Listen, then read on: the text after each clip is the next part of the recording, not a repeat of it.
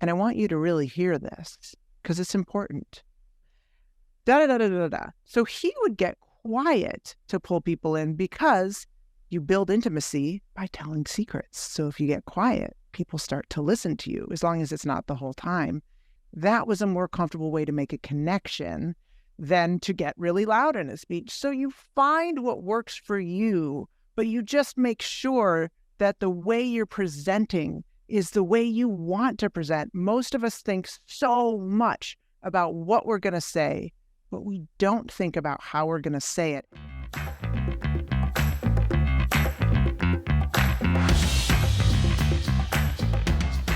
Hello, and welcome back to another episode of the Thrive State Podcast. I'm your host, Dr. V, triple board certified MD and performance and longevity expert. And on today's podcast, we go into the topic of how to stand out, how to claim space.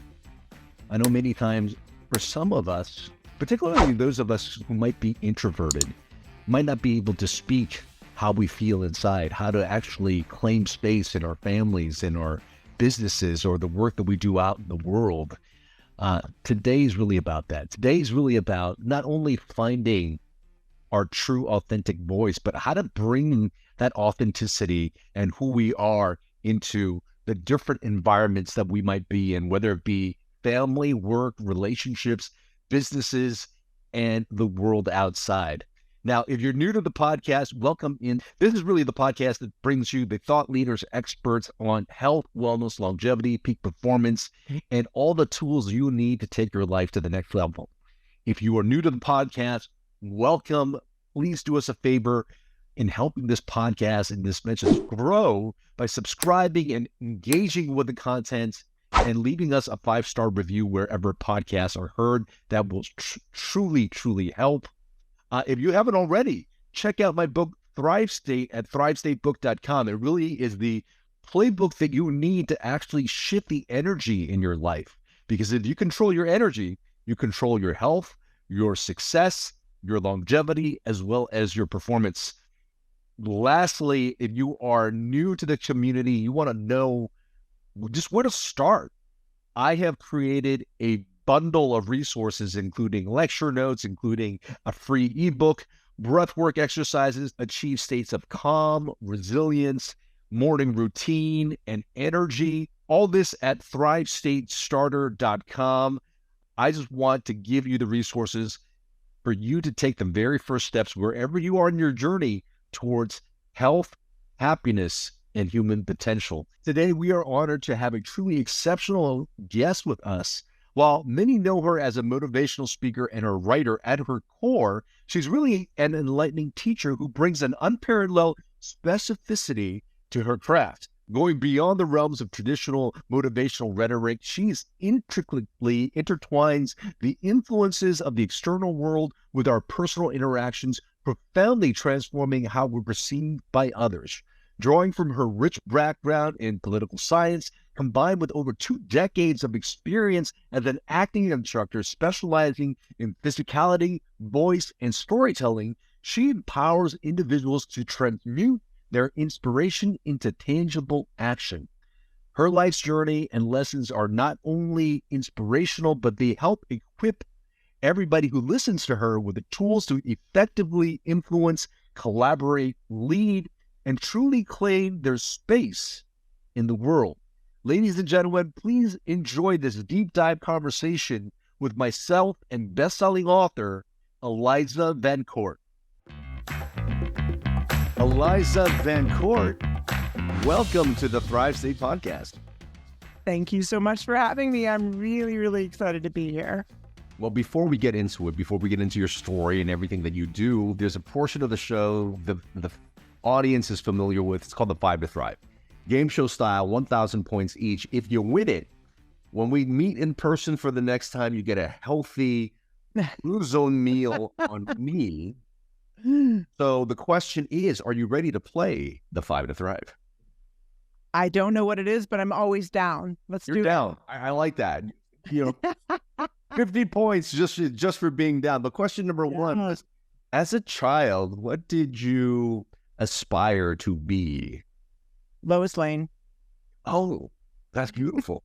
Yeah, Superman for me. So I could tell we were going to make a nice 1-2 punch. 1,000 points there. Question number 2 is, if you could travel back to any time in history, where would you go and why? Oh, I don't think I'd want to go backwards. It just keeps getting better in terms of the equity and the fairness in the world. So I feel like the further back you go, the more it just, as a woman, I just don't think I want to go back there. But I guess it'd be kind of be cool to watch the suffragettes. That'd be cool to just see that. All right, sounds good. I like that answer with the twist on brand. Another 1,000 points, 2,000 points total. Question number 3 was a transformational moment or pivotal moment in your life where things just like opened up a new perspective for you. When I was hit in the head with a car, which usually I talk about on the podcast, Yeah. but Right. that can change a lot of things. Yeah. And I can't wait to dive into that. We'll give you 1,000 points for that. Question number 4 is, if there was a superpower that you could possess, what would it be and why? That's so hard. I've asked myself this so many times, believe it or not, because I'm a superhero freak. I gotta go with flying because it just would be so great. Yeah, and I used to think reading minds while you're up there, right? Yeah, I used to think reading minds, but now I'm like, that's kind of invasive. So I'm gonna go with flying. All right, 4,000 points, and for all the marbles, question number 5 is, how does Eliza Bettencourt want to be remembered? Oh wow, that's a really tough one. I think I would like to be remembered as somebody who really tried my best to leave the world slightly better than I came into it. Because I think that's kind of a win. Yeah, do that. That is a win, certainly. And we'll give you 5,000 points, which means the next time we do meet in person, Blue Zone meal on me. Congratulations. Yes. Eliza Bettencourt is the best-selling author to this book over here, A Woman's Guide to Claiming Space. Stand tall, raise your voice, be heard. Now, I know we certainly have more. We certainly have women in our audience, but we also have minorities. And as a minority myself, I often found it times in my life where I felt like I was invisible, couldn't be heard. Can you talk a little bit about what claiming space really means and sort of your focus to how women start to claim space? Well, it's interesting that you say that, because I've actually gotten a lot of letters from men of color who've said, I'm not trying to centralize myself, but I really saw a lot of what I struggle with in this book. And we used to joke when we were deciding how to title it, it should be, a targeted person's guide to claiming space with the emphasis on women. But then we were like, that's a trash title to market. So we didn't do that. So yeah, I think there are a lot of things that are applicable for many people. I mean, introverted men who are white send me emails about the book. I think that for me, claiming space is living the life of your choosing unapologetically and bravely. Yeah. Let's go into your story, because, I know there was, probably this kidnapping that I can't wait to hear more about, and certainly a life-changing bicycle accident. How did these two events sort of shape your life and perspective, and then sort of how it led you to do the work you currently do now? Well, I had a really wonderful mom until I was 4.5. I mean, not that she became not wonderful, but she became quite sick, and she became paranoid schizophrenic. And she ended up kidnapping me and taking me across the country 3 times, once to Texas from New York, and twice from New York to California, once hitchhiking by truck, from truck stop to truck stop to truck stop. And what happened on that trip made me start to conflate invisibility with safety. I thought if I could just be invisible, then I would be safe. And of course, being invisible isn't safe. It's very, very dangerous. So I started, little girls are told to make themselves small. So when you start your life striving for invisibility, claiming space is kind of a lifelong struggle. So I kind of thought I was good at it. I was pretty good at teaching other people to do it. I was a teacher. I taught acting, even though my background was in political science academically. I taught acting for 20 years. And then I was hit in the head with a car in 2013. And the process of rebuilding my communication brick by brick really changed my perspective on the world and was the impetus for writing the book. Oh, beautiful. I could certainly say that, at least from being an Asian minority, different cultures I believe are different, but we were always told to kind of stay in our lane, not be too quiet, not stand out. And, culturally, it was something that made it very difficult to make your stake, to keep your claim. So and I could see similarities certainly in the women's space as well. After that accident, what were the things that you had to go through to recognize that potentially you weren't claiming your space? And what were those initial steps of reclaiming and placing a stake on who you are in the world? Well, I thought I was doing okay, even though I couldn't remember anything. When my memory started to come back, I thought I was doing okay. And then a friend came over and I said, well, Kim, why is everybody acting so strangely? And she said, Eliza, they're not acting strangely. You're acting strangely. Your vocabulary is shot. You're speaking really slowly. People are uncomfortable and don't know what to do. So then I called my friend, who's a psychiatric nurse, who always tells it like it is. And I said, is this true? And she said, dude, you're acting like a stoned third grader. I was like, I don't know what that is, but I know it's deeply bad. I don't think it exists, but it's not good. So what I had to do was really step back and watch the minutia of human behavior. And what I figured out eventually was that there were some people who could just walk in a room and command the space. Mm-hmm. And we all know that person, right? They walk in and everybody just sort of goes, whoa, what is that? And after my communication was better, I found myself doing better in all aspects of my life. And I broke down, well, what is happening here? Why am I feeling so much better? And I started looking at the people that I'd been watching and then all the books I'd been reading and all of the research I'd done. And I realized that there were 5 things. I was looking for that one thing, but life is never that simple. So there were 5 things that if somebody was mindful about these 5 things, they were very empowered in their life, and their lives were richer and fuller and braver and more fulfilling. And I thought, well, this is absolutely amazing. And I started trying to do it. I'd been doing some of it by accident, and I started doing all of it mindfully. And I can't wait to dive into each one of those 5 things. You mentioned the phrase anti-mentors. Yeah. In your book and your work. What do you mean by that? Is it just picking up maybe beliefs, concepts, mindsets that particularly aren't true or at least not true to you that potentially you've adopted in the past? No. An anti-mentor actually is somebody who should be our greatest cheerleader. They are that person, the coach, the teacher, sometimes the parent, the aunt, who should be out there saying, oh, you're the best, you're awesome, go do the thing. And instead, they are the people that make you feel small. And the trick with anti-mentors is that they don't do it by bashing you over the head. They do it, as Maya Angelou says, people will peck you to death like ducks. And so you just don't quite know that it's happening, and then it is. And the hard thing about anti-mentors is once in a while, they will give you so much praise. It's intermittent, has nothing to do with, your behavior. And so it's like a gambler. They use intermittent reinforcement unconsciously. And that's why the house always wins in gambling. And that's why you keep going back to your anti-mentor over and over, even though they're not the ones that will support you. Yeah. Well, I oftentimes find that, at least certainly for me, for my parents, it was always from a place of love.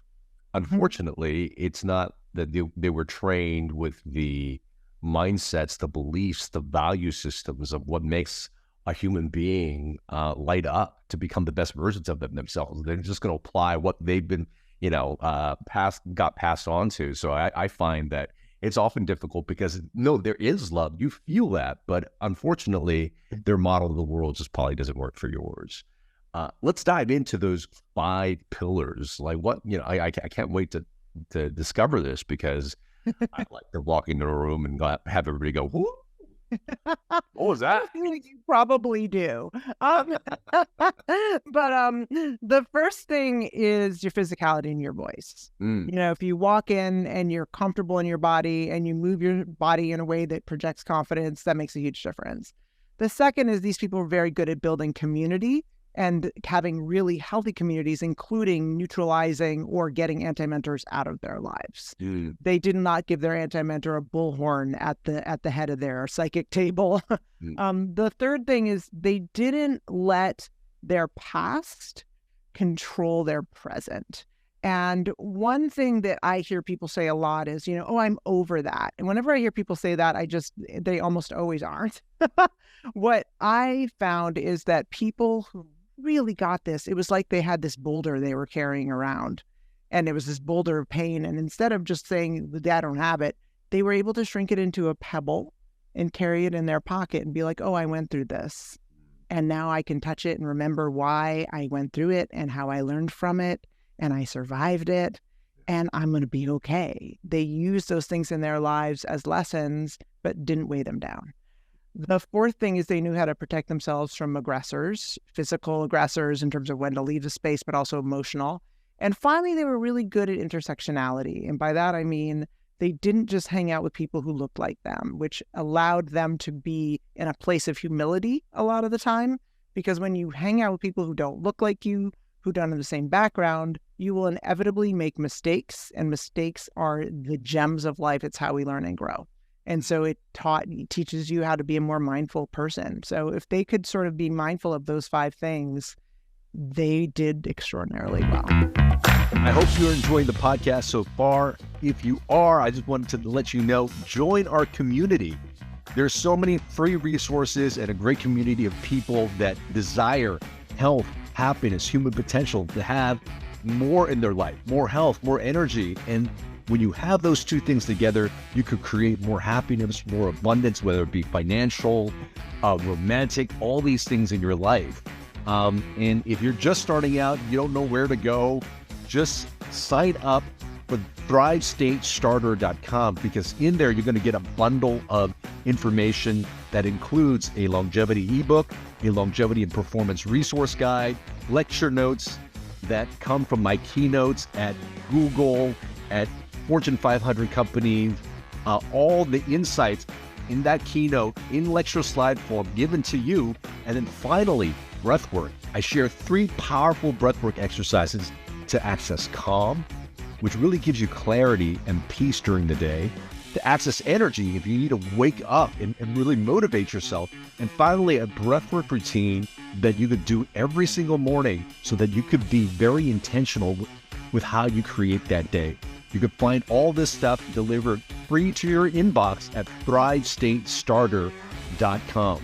And our community is growing. If you want to be a part of a community of people that desire the Thrive State, that are really in Thrive State themselves, and help other people along with that, you could be a part of the community. You can get group coaching from me. We do breathwork sessions, meditation sessions, and you also get to drop in and participate in podcasts in the future.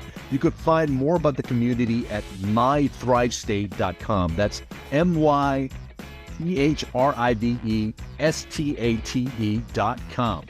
So check out those resources. You're not going to be disappointed, and please enjoy the remainder of this podcast. That's amazing. And I can see how this work doesn't only, apply to women, but certainly apply to, any group that seem to, be in the minority setting, or, groups where they were initially outsiders, should definitely adopt these things. Now, of these 5 pillars, would you say that there's for anyone who's listening, who's probably never truly spoken up for themselves, or be able to feel like they could truly express themselves authentically, is there any one place that they should start that makes sense? Like, I could probably say for somebody who may be an introvert, or somebody who's used to not speaking their voice and taking a step back, it might be difficult to initiate those things. And would you find that there's any one particular or 2 particular action steps that people can take to start the process of maybe, taking more mindful choices in each one of these 5 pillars?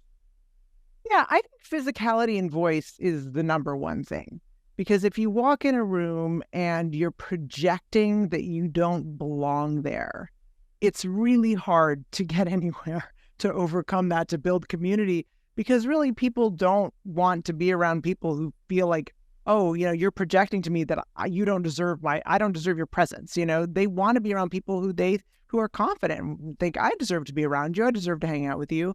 So the book starts with that for a reason. When I give my talks, I give these very concrete steps, and they're really simple things that you can do to actually just transform your communication. For example, people tend to fear silence. It's one of the things that just freaks people out. We fill the space with silence. But, without, anytime there's silence, but actually silence is incredibly powerful. And if you're okay, for example, if someone asks you a question, if you've ever seen someone asked a question and the person goes, yeah, because they want to fill that space and then figure out the answer instead of going, let me think about that. Here's what I'm thinking.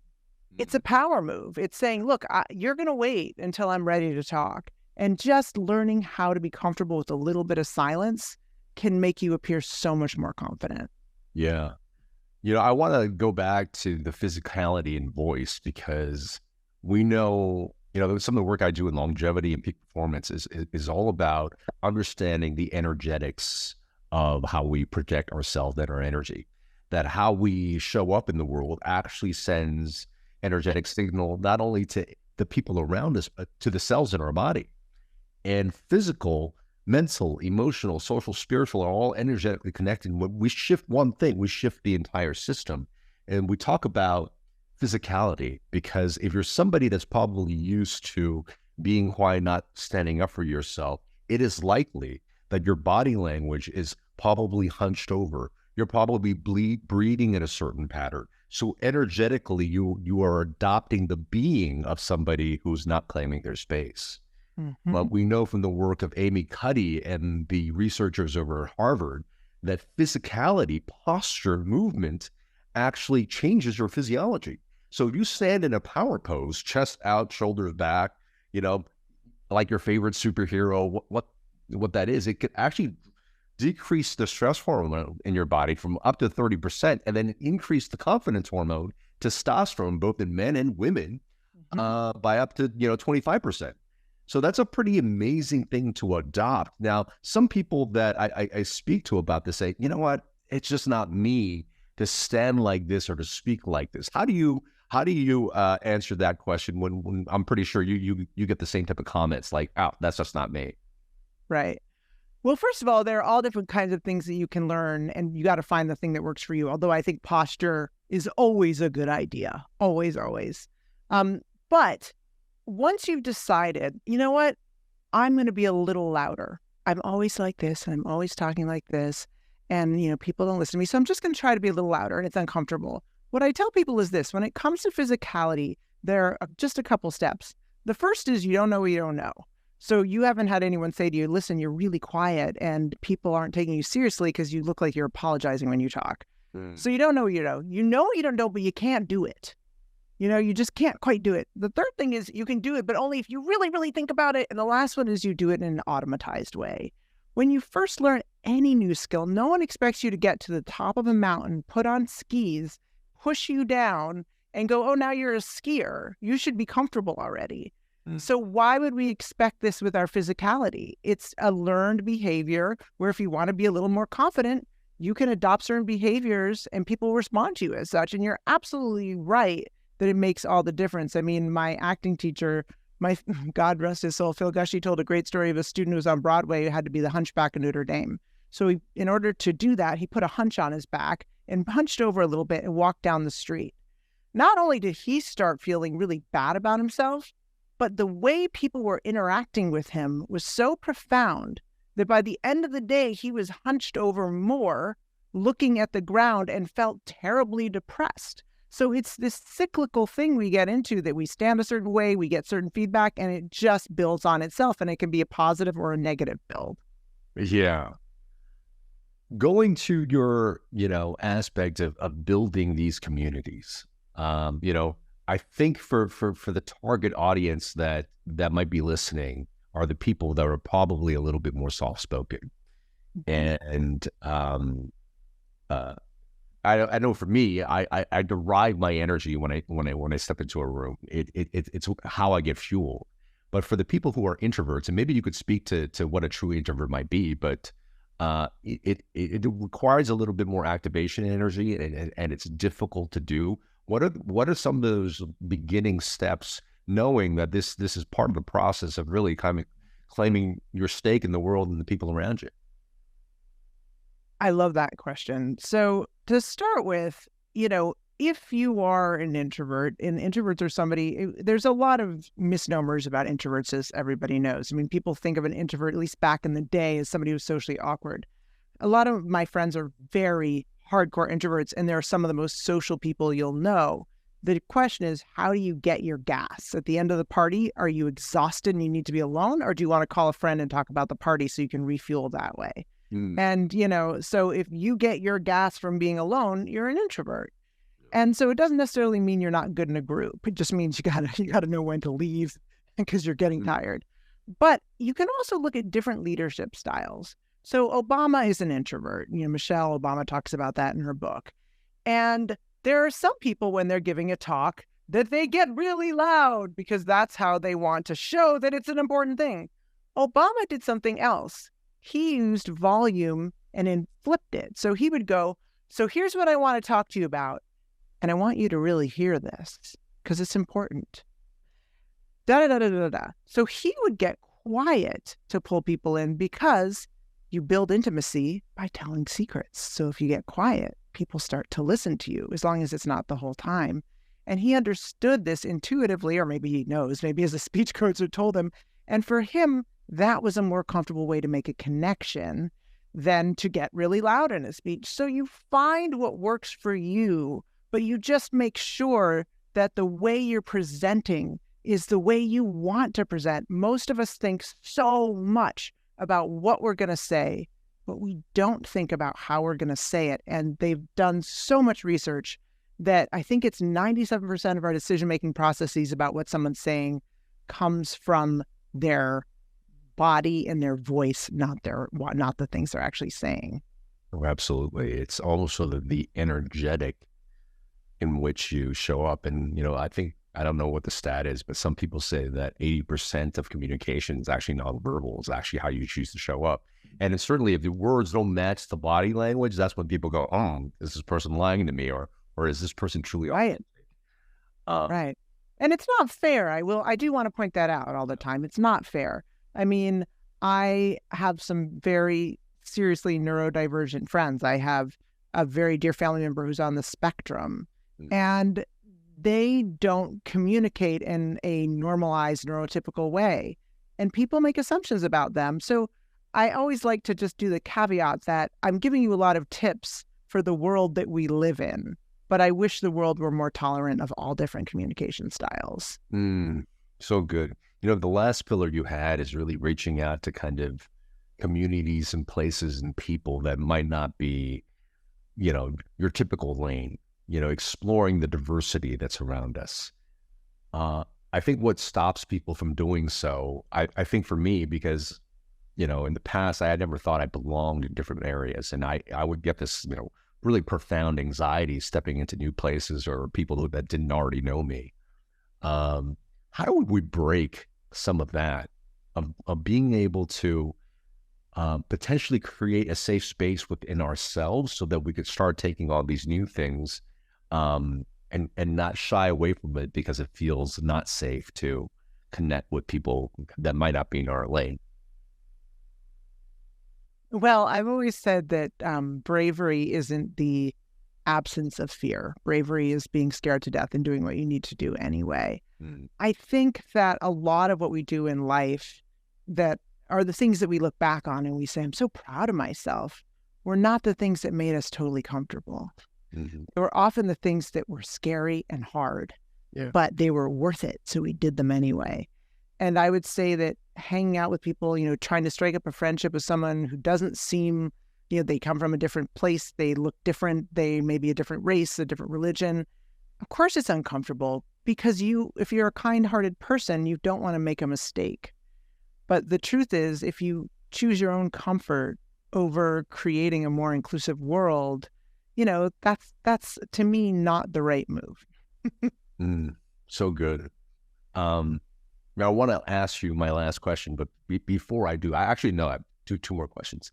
For anybody right now, if they were just sort of looking at you and seeking, oh my God, Eliza is somebody that could really allow me to step into my power, what message would you give to that person? What one nugget would you impart? I think the most important thing, because my book has all of these small steps that can transform, but if along the way you've been told you don't have the right to claim space, they're useless. So I would say, believe you have the right to claim space. Every human being does. Oh, so beautiful. I do have one last question to ask, but before I do, if people want to find out a little bit more about your work, your keynotes, your workshops, your retreats, or one-on-one consulting, how do they find you? Then go to my website at elizavancourt.com. There's no U in court. And you can also find me on social. But it is harder. I have a pretty big following, particularly on TikTok, so I often miss messages. So if you do want to reach me, please reach out through my website. Even if you've just read the book and you want to say, look, it meant something to me, I think that people underestimate just how much that means to authors. So please feel free to reach out. It makes me happy. And you can also sign up for my listserv on my website to keep current and to get little tips you're not going to get anywhere else. Oh, that's beautiful.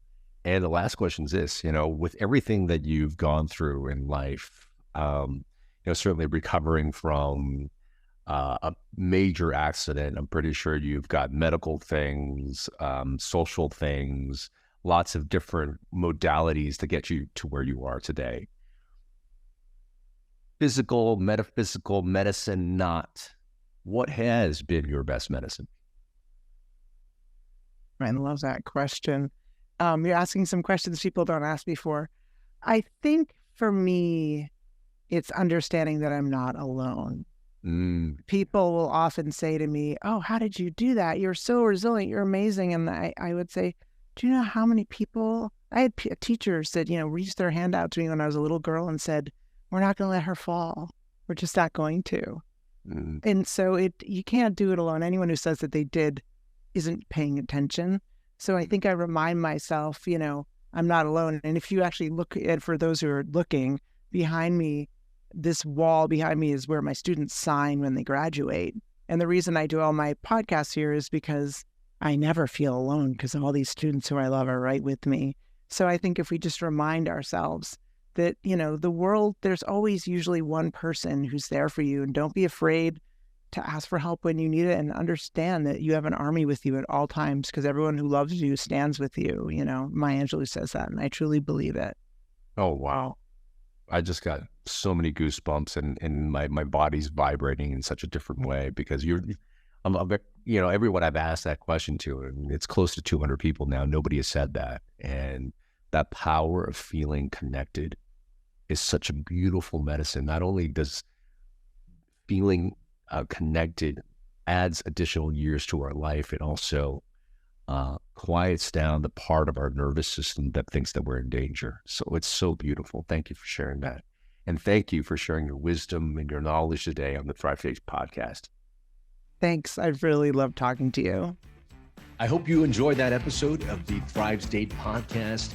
And if this podcast is bringing a lot of value to you, if you find that your life is just improving with this podcast, that your life is getting to the next level, please consider supporting it. And here's a few ways you can do so. You can do so by liking this video and commenting on this video, and also sharing this video with your friends and family. Another thing you can do is go to ratethispodcast.com/ThriveState. Go ahead and leave us a 5-star review there. It will really, really help this show grow. And this will give me more time so that I could actually give more content to you, just like you got in this episode. And if you haven't already picked up a copy of my book, Thrive State, Your Blueprint for Optimal Health, Longevity, and Peak Performance, you can pick it up now. It became a #1 new release in longevity.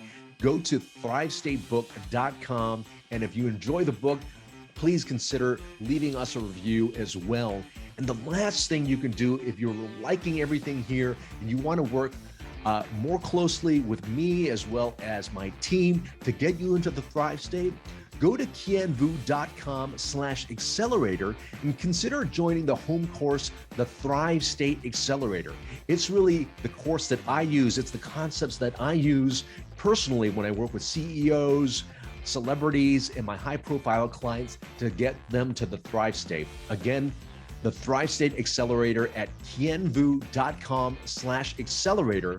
And because you're a listener of this podcast, I want you to save 25% by using the coupon code podcast25.